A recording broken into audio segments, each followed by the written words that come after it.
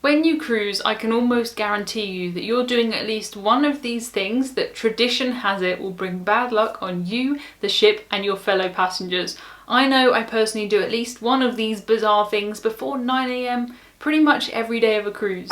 Did you know that having bananas on any boat or ship is considered incredibly unlucky? This goes back hundreds of years and there are still many people who won't take any risks when it comes to bananas and ships.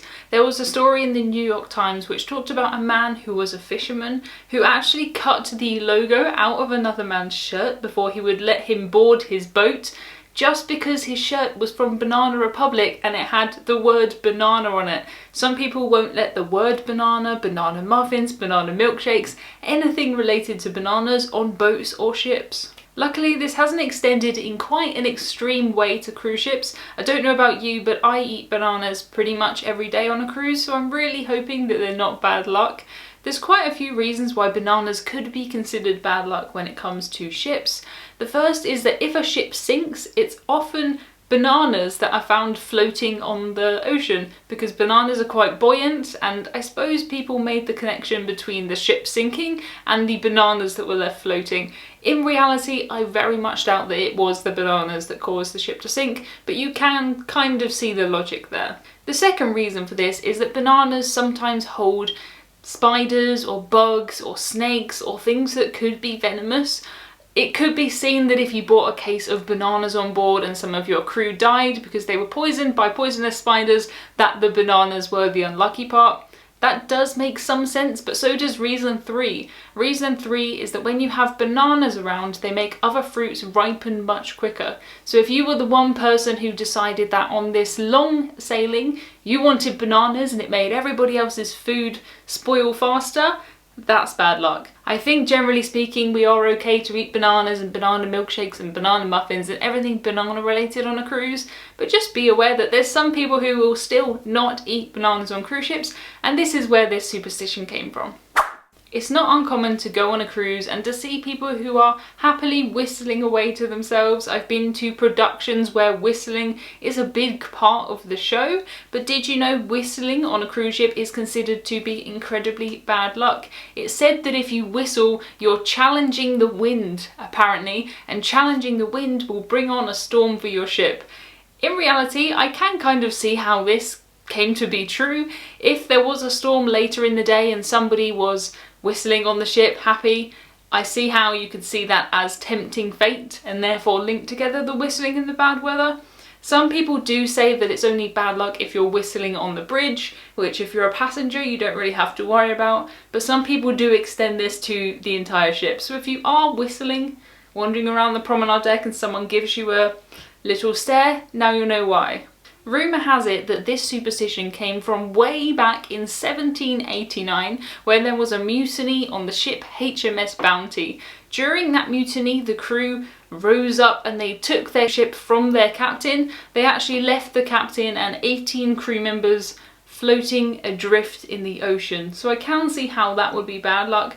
For some reason, they blamed that on whistling. I'm not really sure how whistling leads to a ship mutiny, unless the captain's whistling was particularly annoying, but apparently that's where this comes from. In many cultures, the number 13 is considered unlucky, and many cruise ships will actually miss out deck 13. Of course, physically, in reality, they don't leave an empty deck, they'll just rename deck 13 to be deck 14. Interestingly, this normally only happens if that deck has cabins on it. It seems like people are okay with playing basketball or tennis on a deck 13, but they don't want to sleep there. So if number 13 does happen to be an other deck that isn't cabins, they'll usually leave it alone. But if it is a cabin deck, it'll be renamed to 14 and nobody will ever know. It isn't the case that if one ship for a cruise line misses deck 13 that all of them will. There aren't really any hard and fast rules to follow. Some ships will just miss deck 13 and some won't. Interestingly, in other cultures, in Italian cultures, 17 is considered to be incredibly unlucky, so you'll miss deck 17 on a lot of MSC ships. 17 is considered unlucky in Italy because if you write 17 in Roman numerals and rearrange it, it means I have lived, which is assumed to mean death. There's definitely one good thing that comes from removing deck 13, and that is, for me, if I've got a cabin on deck 10, I'm walking to the buffet on deck 15, I think I've got 5 flights of stairs to climb, but in reality I don't, because I'm skipping one, so it's only really 4. That's when I like it. When a new cruise ship is launched, they'll normally have a naming ceremony, and at this ceremony the godmother of the ship will usually smash a bottle of champagne against the ship for good luck. It's said that the naming ceremony will kind of protect the ship, and it will make sure that not only the ship but everybody that sails on her stays safe. The idea of having a blessing or a christening or some sort of ceremony for a new cruise ship goes back pretty much as far as shipbuilding does. The Vikings actually used to offer a human sacrifice in order to exchange some good luck for their ship. Luckily, things have changed a lot since then. It is considered incredibly bad luck to change the name of a ship after you've had a naming ceremony. This could be because many people believe that a cruise ship takes on a personality once it has a name, and some people believe that it is tricking the gods if you change the name of a ship. Tradition says that Neptune, god of the sea, has a ledger where he keeps the name of all of the ships, and if you were to change the name of a ship without informing Neptune, you would be tricking him and you would have to deal with the wrath of Neptune. Luckily, there is a denaming ceremony that can happen. I don't know of any modern cruise ships that have undergone a denaming ceremony, but apparently this is a thing, and to do this you'd have to put the name of the old ship into a box and set it on fire, put the ashes into the ocean, and then you're telling Neptune this is not a name anymore and you can rename your ship and start again. In the modern day, a lot of cruise ships will change their name, either within the same company, or once they change company, they'll change name. And as far as I know, we don't really do denaming ceremonies for cruise ships. So if this superstition is to be believed, most cruise ships are incredibly unlucky. In some circumstances, the cruise ship will change its name even if it's owned by the same company. So the Carnival Radiance used to be called the Carnival Victory, and the Norwegian Sky used to be called the Pride of Aloha. It's more common though for cruise ships to change their name as they change between companies. A good example of this is the Celestial Olympia. She was originally called Song of America for Royal Caribbean, then Songbird, Thompson Destiny, Louis Olympia, and then Celestial Olympia. So if this superstition is to be believed, the Celestial Olympia is unlucky times about 5. One of the more bizarre superstitions is around people who have red hair. This superstition says that it's unlucky to meet a redhead before you go sailing, and if you do, the way that you should get rid of that bad luck is you need to speak to the person with red hair before they speak to you. It's said that this tradition goes way back to the Middle Ages, where people with red hair were considered to be pretty much just witches. It was said that their red hair was stolen from the fires of hell, and in Greece people believed that redheads would turn into vampires when they died. So a tough time to be a redhead. Luckily these days having red hair is seen as being passionate and powerful and fiery and all of these good qualities, not as being a witch. That said, there are no hair colours that are banned from taking a cruise. Legend has it that if you want to enjoy a safe trip, you should always make sure that you step on board a cruise ship with your right foot first.